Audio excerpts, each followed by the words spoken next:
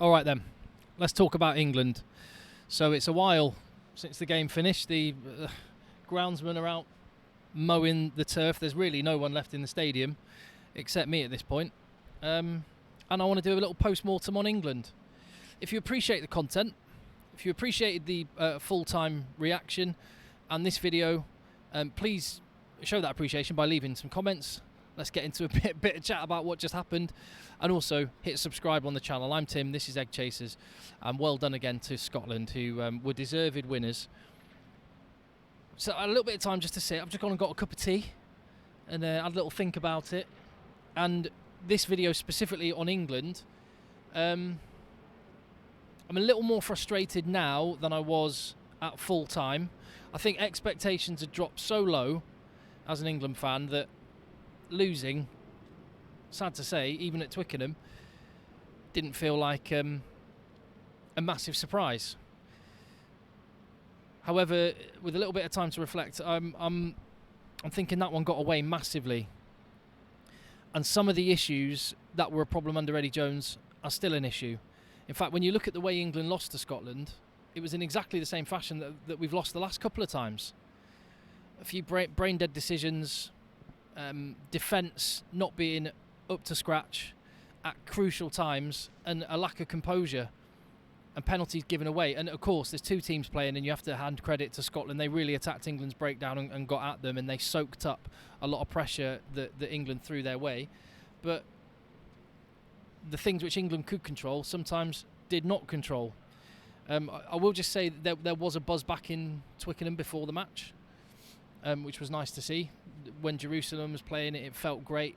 That energy sort of sapped away a little bit because it got into a kicking battle quite early, which we expected from Steve Borthwick. I wasn't surprised or disappointed at the way that England played, and actually it was working quite well with the territorial kicking game. They were getting good change out of it. Finn Russell did not have his best day at the office, and if you just took this is what I find frustrating, if you just took the tries out of the game, you took those out of the footage and asked someone to guess the score, I think they'd guess that England win this one by 10 or 15, because they had all the territory but just did not show composure, and Scotland meanwhile had their chances and took them.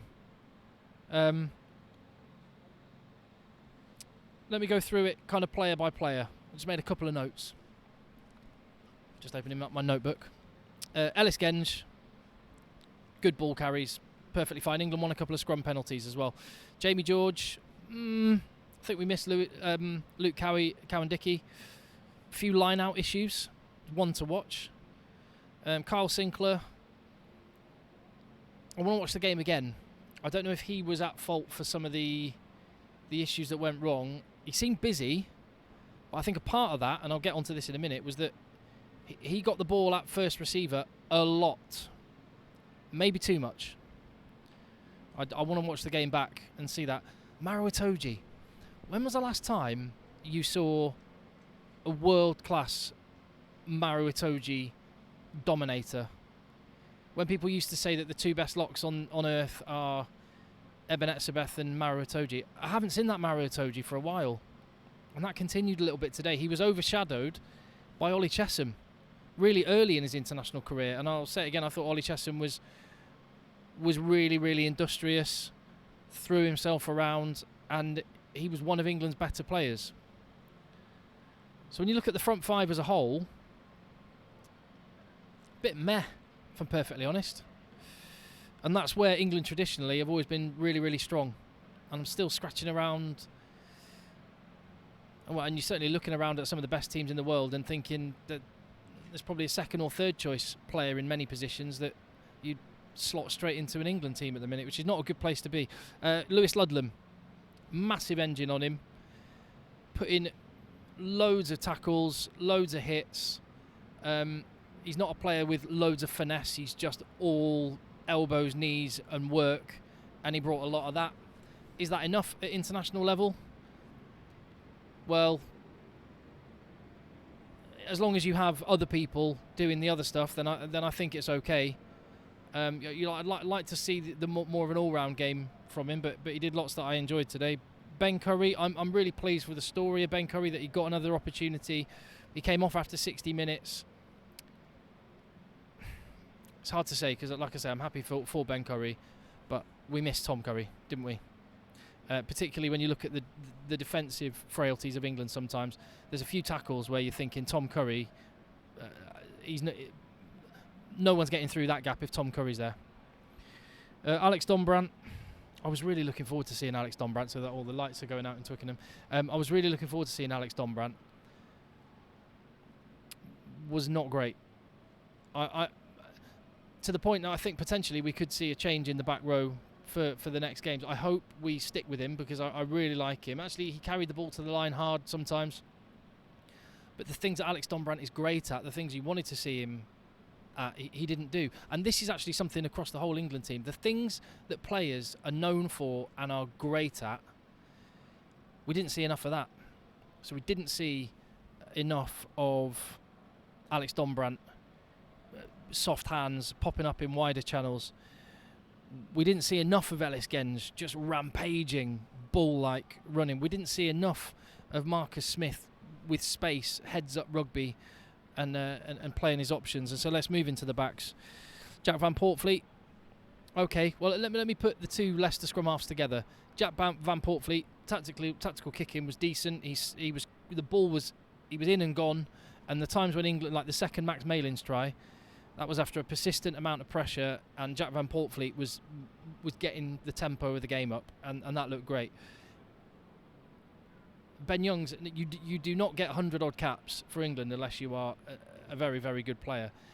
But Ben Youngs just slowed it up, as far as I could see. It just slowed right down. The momentum just got sapped out of England, and I found that really frustrating to watch. And I've said it on videos before this game, and I'm even more certain now that Alex Mitchell, even more than Jack Van Poortvliet, is the one who can get the tempo that England want.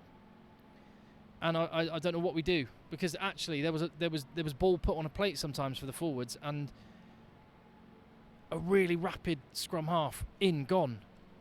And I just think Alex Mitchell, I really, really, really, probably of every single England qualified player, Alex Mitchell's the one I think could have the biggest immediate difference. So I really want to see him against Italy. We will see. Into the backs, Ollie Hassel-Collins worked hard, chased hard, didn't really get many opportunities. He was walking off the pitch earlier with his knee with a bag of ice on it, so it could be a doubt for next week. We'll see, but I want to see more of him, and when the game breaks up a little bit. Owen Farrell. Now, firstly, let's just address the fact that I'm glad Scotland won by more than 4 points, because Owen Farrell missed 2 conversions that he should never have missed. And his kicking recently has not been great, and that's a slight concern, because that's one of the things that is like a something you don't even have to think about. Owen Farrell, he's going to step up and slot the kicks. Well, he's not, and I don't know if there's a technical thing going on. I don't know what, but that's something to watch. There's a lot of people going to hang the blame for this on Owen Farrell and on that 10-12 axis. I'm more convinced when that massive hit he put in on Finn Russell, that he was actually playing fly half more than Marcus Smith. Is my takeaway watching the game again. I'll watch it back on the TV, and maybe I've got that wrong, but my impression as I was watching was that Owen Farrell was fly half much more than Marcus Smith. He had a 12 on his back, but he was playing 10, and he was quite often giving the ball out to Marcus Smith out the back, and at times that worked all right. I think Owen Farrell is the 10, and if England had a Stuart McCloskey type centre, I mean, bearing in mind Stuart McCloskey's not even first choice for Ireland, and it was a toss-up whether Jamie Osborne, Bundy Aki or Stuart McCloskey played for Ireland today. Give me any of them. If they were English, get them in the team. I keep saying this again and again on the videos. England do not have many great 12s, but maybe I'm wrong, and I have been saying we don't have many great 12s, so therefore let's stick with Smith Farrell. Maybe I'm wrong, and maybe it just needs a player at 12. Maybe I know Ollie Lawrence hasn't really played 12 much, but maybe we just get him in. If Henry Slade's fit, Slade and Marchant worked 2 years ago, beating the world champion South Africa. Maybe that is the way. We just I saw it again, and I saw some glimpses that it can work, and I think Ford Farrell can work. Smith Farrell, I do have my question marks. However, I don't lay that at Owen Farrell's feet. I want him as the main man, and he is a world-class player. Joe Marchant, it was great to see someone with a bit of speed and a bit of guile in the midfield, and I thought he really added a dimension to England's play, so I like it. And fair play, I was wrong about Max Malins. I was unsure.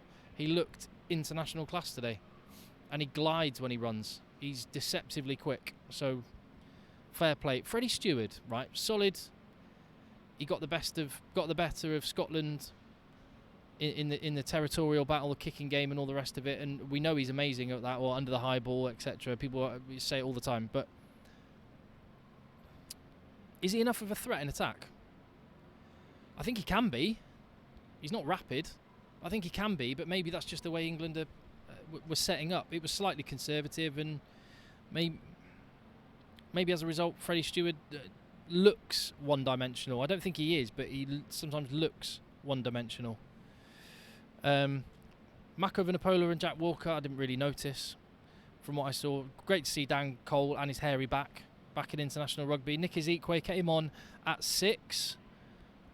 So we saw a different setup for Steve Borthwick there. I wasn't a great fan of that. Ben Earl jumped to 7 at that point, and Lewis Ludlam went to number 8. I thought that was a slightly conservative, slightly negative choice, and this is I think this is it. And when you talk about where England have to go, and I've said it on the previous video immediately after full time, Scotland had a crack, and I think if you're a Scotland fan, you would accept defeat today. Yes, because you're away. But you would accept defeat because they showed so much heart and dogged defence when they had wave after wave of England attack, and Scotland were really hard to break down. So they showed a lot of heart and passion, and they had a go. They had a go, and that's what I find most frustrating as I sit here now. Well, it must be an hour or so after the game's finished. I just think England players might lie in bed tonight, and maybe Steve Borthwick even will sit in his bed tonight and think what might have been, because they never really had a crack. And on the flip side of the coin, a lot of people have already, I've seen some of the comments in the other video, and some people online saying, and I think I'll have to watch the game again and see about England's defence. There were holes, but was that a result of England mistackling, or was that a result of the bravery that I'm talking about with Scotland? Because what I saw was a Scotland team that would go from touchline to touchline and back again, be willing to take 20 metres territory going backwards to get the ball into wide channels to then get right up the field, and they stretched England so much that the holes appeared, and that is why I'm just going to finish by saying I'm full of admiration for Scotland, because they had a go. They showed the two flip sides of the coin, really hard and really committed and passionate, and then really, really brave. And that's what I think my main takeaway is. We just weren't brave enough. And even the players we do have that have got more to offer, Alex Dombrant, Marcus Smith, Joe Marchant, we didn't see enough of that, because we fell into some of the same traps that we saw in the autumn.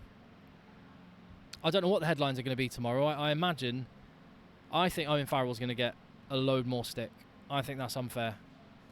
But I am willing to accept that maybe I was wrong, and maybe the specific Smith-Farrell, maybe that's not the way to go. Lots of questions. I've got to drive back to Manchester now, so I can contemplate all this then. If you're still watching now, please hit subscribe, and thank you very much. Leave your comments. See you on the next one.